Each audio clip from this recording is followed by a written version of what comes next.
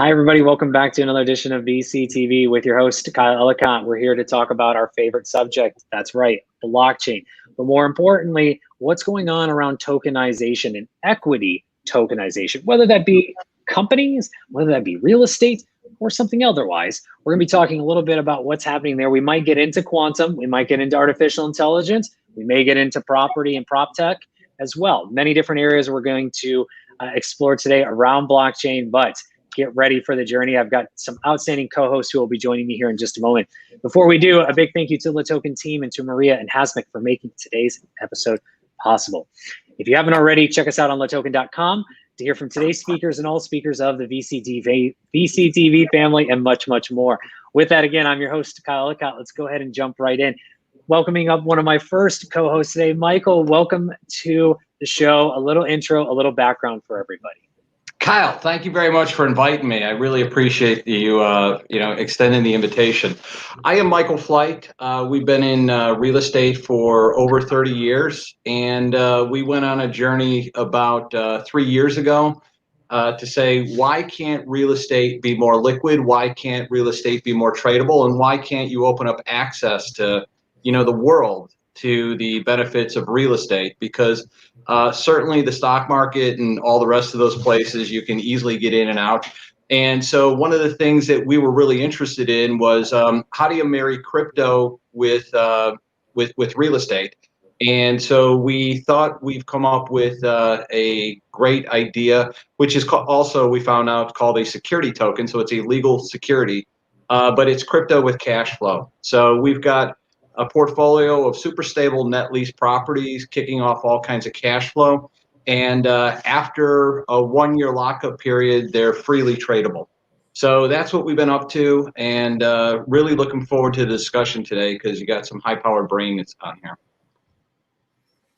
Absolutely, thank you. And I definitely want to dive a little deeper into the cash flow generating side of this and just the real estate portfolio. Is when usually we talk about tokenization, it's just on a top level where we get into non-fungible tokens and some of the other areas. But what you're doing is actually creating something that is owning part of that business and getting cash flow returned from it.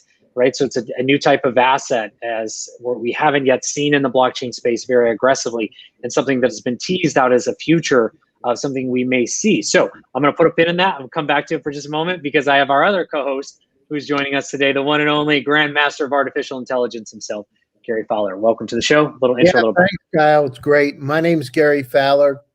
Great to be here. I'm a serial entrepreneur and investor. I've done 17 companies, been involved in 2 unicorns.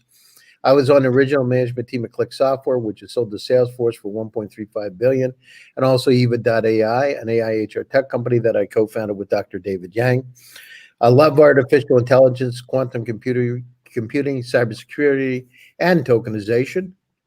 So I've been in tech for over 30 years, and my company today is GSD Get You Done Venture Studios. We're a premier AI and quantum venture studio located in Silicon Valley. We believe Silicon Valley is a port to the rest of the world and fully behind all the tokenization. In fact, yesterday, Kyle was speaking in Australia on TV about the Facebook and the emergence of tokenization of relationships and what the next social media will look like based on tokens.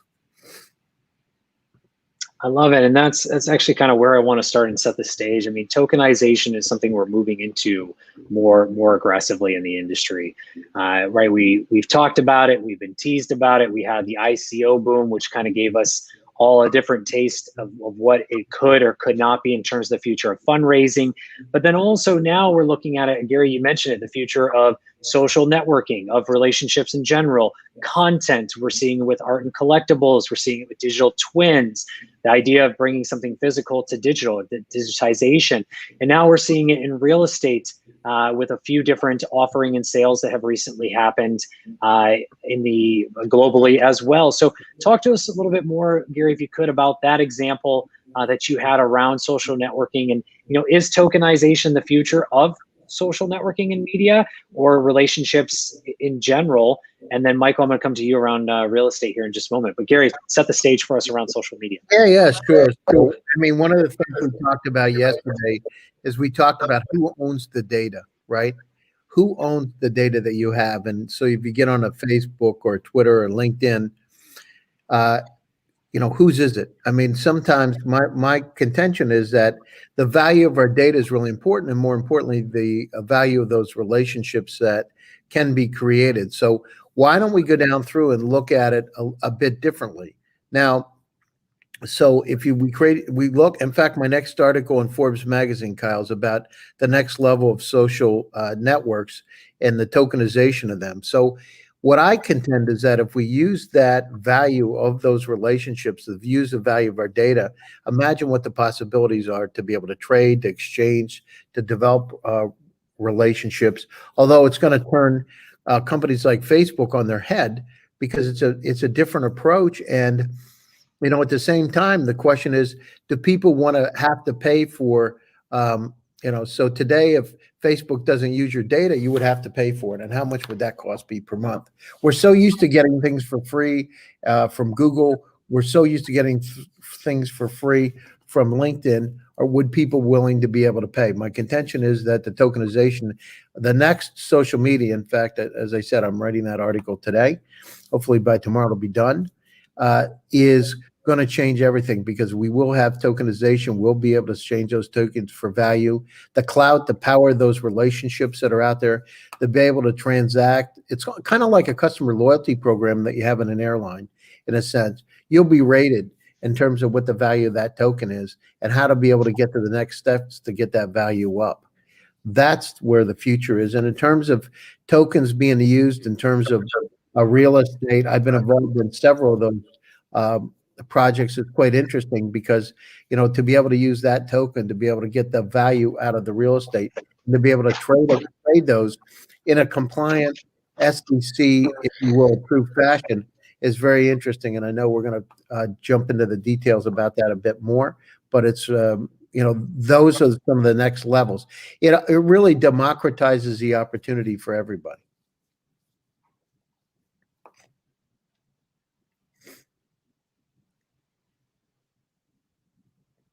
Hello?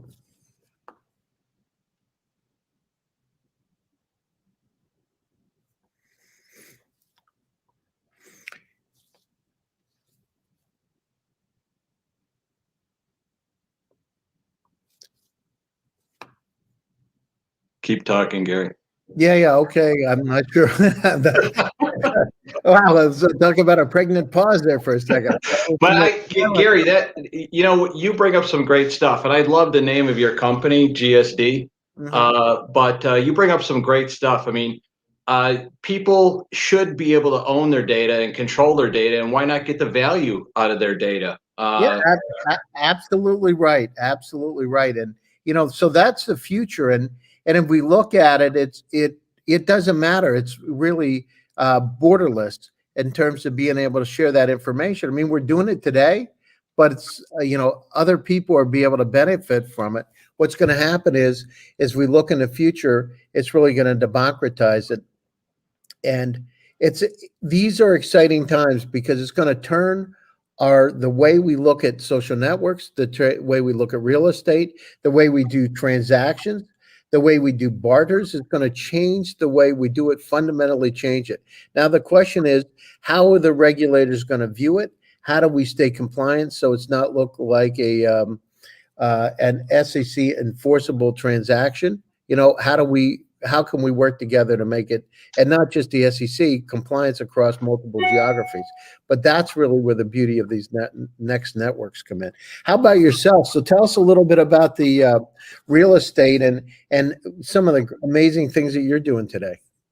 Well, we got into, like I said, we've been in real estate for a while, and I really didn't understand cryptocurrencies, and I didn't understand the value of cryptocurrency, but I really said that, and I didn't fully appreciate the value of blockchain, but I knew there was value there. And I kept saying, blockchain, blockchain, blockchain.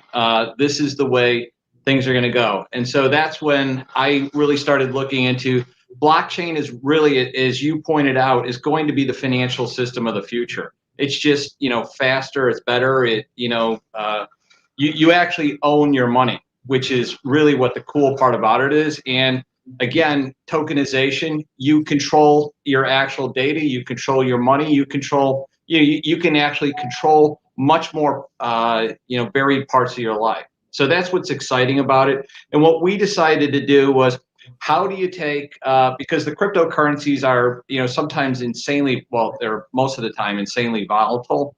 And how do you take some of that stable, just persistent, consistent cash flow from real estate and make it more tradable, make it more liquid, make it more available to everybody throughout the world so that they can participate in that?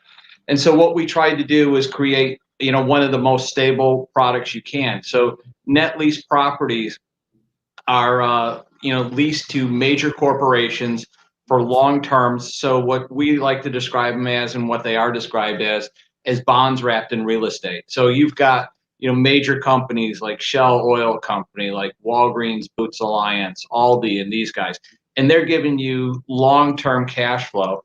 And what we wanted to do was tie that all in together into a diversified fund that's geographically diversified, that's diversified in terms of your income streams, and diversified by industry, and then tie that into a security token so that somebody can depend on a regular monthly income, and also the appreciation that comes with real estate, including, it's a good defense against inflation. So that's, kind of where we're at, Gary.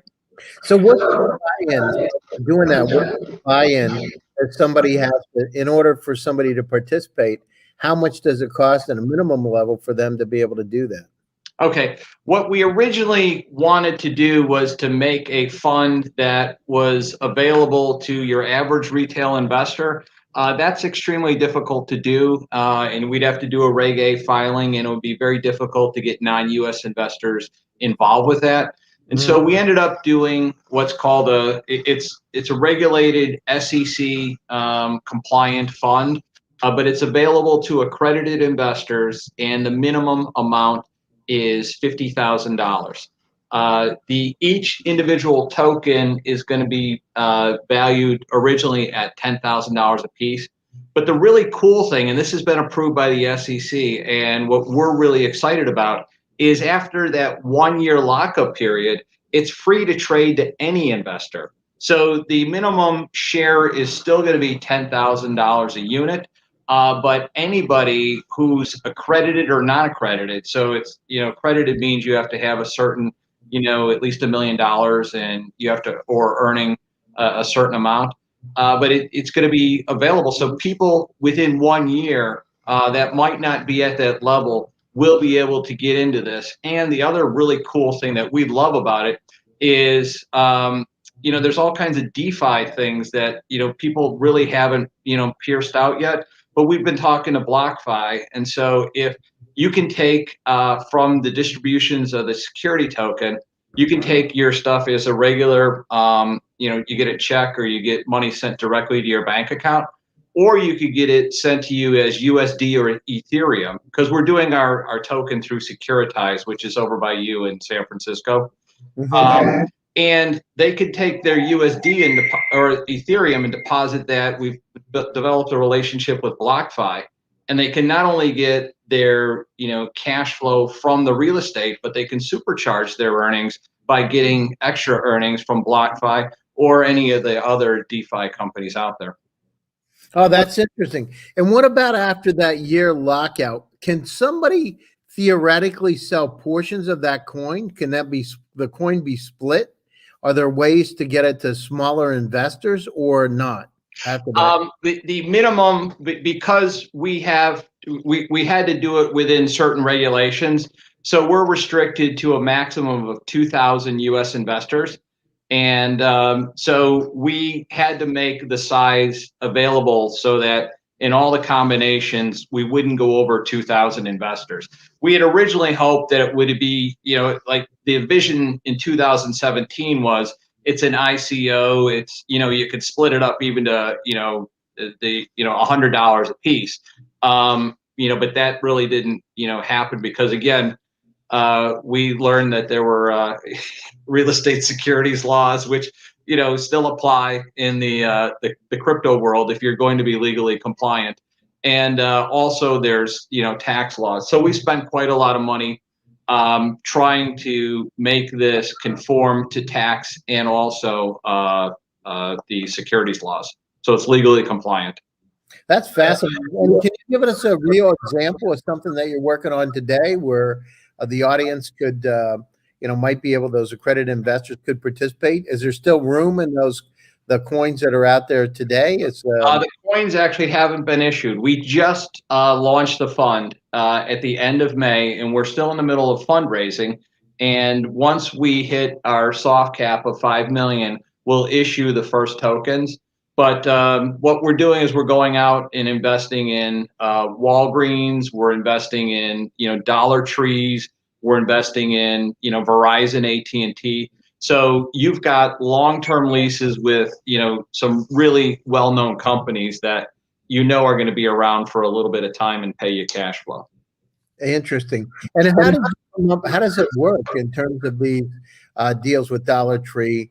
How do you assume the lease, or how does it work? Do you own the properties? How does it work? The fund actually owns the full property. So the fund, each individual property, the fund is going to buy and own, and then at a later date, once we buy enough properties, we're going to put a loan on multiple properties, and then leverage it some more so that they actually the investors in the fund can leverage their money and also get more diversification in cash flow. And what about the value of those tokens? Do you see the value of those tokens rising beyond what the original paid for the tokens based on the scarcity? I'm going to be honest with you, Gary. I don't know the answer to that question. We expect that the value of the tokens would rise because we're going to do quarterly net asset value reports. So it's going to say this is the net asset value of all the properties in the fund. And so there should be appreciation, not only normal appreciation because the properties, are in areas that are scarce and they're well located, and we're also doing them in great dynamic areas like Texas and Florida and the South. So you should get natural appreciation from that, but you also have built-in appreciation because the rents go up, and as the rent goes up, the properties get more valuable. That sounds really interesting. And how many different groups do you have relationships with today? I mean, is it just, do you have 3 or 4 retailers, or do you see it expand into some of the other retail groups? Oh, well, we just have a category of properties that we're investing in. So we're investing in auto service. We're investing in medical retail, which includes veterinary clinics. We're investing in drugstores. We're investing in dollar stores. Mobile phone providers. So we invest in all those classes, and so out of that, there are hundreds, if not 500 different tenants that we could potentially invest in. We do look for investment grade, so maybe like a Jiffy Lube, or for some of the international people, they have heard of Walgreens, or we probably wouldn't buy a Whole Foods because they're too expensive, but Whole Foods is guaranteed by Amazon. So those are the type, but we will invest in grocery retailers. So those are the type, and we've been in the business for 30 years, so we've got relationships with owners and tenants to get into that. And do you do it as one-offs, or do you do it like as a chain? Does somebody say, "Oh, I'm going to do I don't know how it works with Dollar Store, but do you do it like, say, I'm going to buy all the assets, and or you already own those? How does it work?" We do get offered portfolios of assets, but typically we're building the portfolio, one off at a time. And we've got a acquisitions department, and as I said before, we've been buying, selling, managing, and redeveloping, retail properties. I've been doing it since 1985. So that's a long. So you've been around the block a few times with this thing, and we've been through a few ups and downs. So I always tell people I haven't had everything bad happen to me, but I've had enough bad things happen to me that we don't panic when they do happen. Well, that's part of it, right? Yeah, You don't and want to. you probably have been through that too with the amount of like startups and everything else you've been. I mean, tell me a little bit of a horror story about some of the stuff that you've had to climb out of. I owned I started a construction company, technology construction company doing modular homes before anybody was really doing modular homes. And I decided before people were doing 6-box modulars, I decided to design one and build one. And I built 27 of them. And in that particular situation, people, although it was, from my perspective, as good as a stick-built house, people didn't understand the value of the technology, nor did I made a big mistake because I had put a navy blue carpet in the house when you're supposed to stay with neutrals. Right. It ended up, my not doing my customer development ended up costing me quite a bit of money over, a 3-year period of time. I eventually moved it, but I understood that it wasn't about the tech. The tech was, state of the art. The house was an amazing house, comparable to, at the time, probably $1.5 million, $2 million house in that particular area. But getting people to understand the technology. So part of it is doing your customer discovery. Part of it is the acceptance of technology. And I was too early on the curve for them to understand it. So the lesson is that make sure you're going out and testing the market before you throw a lot of money in. And that was probably the worst horror story. But the situation, it took 3 years of pain to claw through because the market went south and interest rates went up. Yeah. No, Gary, I should have talked to you probably 3 years ago because we're still probably a little bit early on the real estate tokenization. And there's a lot of real estate investors that are scared when they hear blockchain because they think, oh, it's one of those cryptocurrency scams. So one of the things that we have been doing is we've been doing regular meetups to educate real estate sponsors and real estate developers on how they can actually raise capital and how it's going to actually help their investors invest better in real estate and make more capital available. And then the other thing we're doing is we're hosting the Blockchain Real Estate Summit down in Austin, Texas in September, just so that more and more, what we're trying to do is bring more and more real estate assets onto the chain. Because we feel that the more people get familiar with it, the more people see that well, this is a better way to, as we had talked before, it's a better way to control your money. No, I agree with you. And, the situation is, I can tell you right now, we're doing there's a lot of things that we're involved in, and I can tell you some of the wealthiest people in the world that we're working with are actually looking at real estate. They're looking, as I said, with how to tokenize these networks and get the value out of the data that you have. And I mean, literally, I have a conversation tomorrow with my partners, extraordinarily high, ultra net worth, I guess, high net worth individuals about that particular situation. So the good news is it seems like acceptance coming and the big money's starting to roll in. And the situation, you're right about getting the visibility. I mean, one of the things, Michael, you can do is write a lot. And what we've done is, the last year, I've written about 159 articles now. And it's part of it is just having the information out there for people to peruse. Right. And all of a sudden it starts creating the momentum and the snowball effect. So I would say you're at the right place at the right time. And it's going to happen because this tokenization is upon us. And now the situation, who buys in? Question for you. What about international? What are you going to do internationally? Well, we are doing a separate international token. The tough part is that, remember I talked to you about the tax laws? Well, real estate, the U.S. punishes non-U.S. real estate investors. So we had to do a different style of token. So it's going to be more debt and less equity. The U.S. part is all equity, but you're still going to get the same cash flows and you're still going to get the same appreciation through that. We just had to change the mix a little bit for international investors. But that was one of the real attractions. We kept saying, you know, we've got in the United States, we're blessed with the largest real estate market, one of the most active real estate markets, and one of the most liquid real estate markets. And people should be able to get, you know, a shot at doing this.